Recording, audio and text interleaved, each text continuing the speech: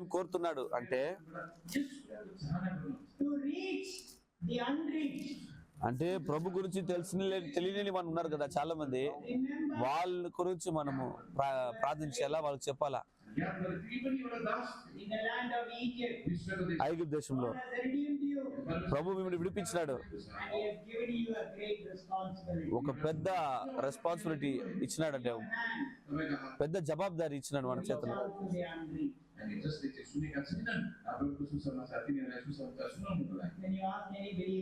ఒక విశ్వాసం చూసి అడిగితే, ఎన్ని సంవత్సరాలు నువ్వు క్రైస్తుడిగా ఉన్నావని అడిగితే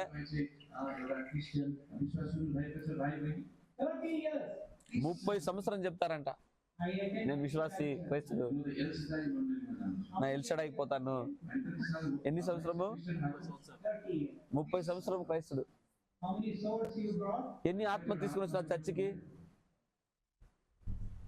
30 సంవత్సరాలు ఎన్ని ఆత్మలు తీసుకుని వచ్చిన చర్చికి అంటే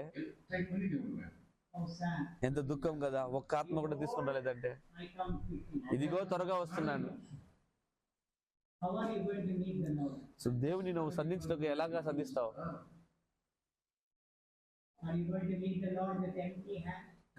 ఒట్టి చేతులపై ప్రభుని మనం దర్శించేకి అవుతుందా? అది భయంకరమైన రోజుగా ఉంటుంది.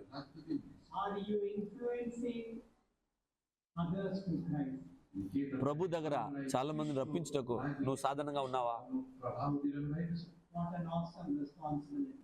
ఎంత గొప్ప, అది ఒక పెద్ద జవాబుదారి.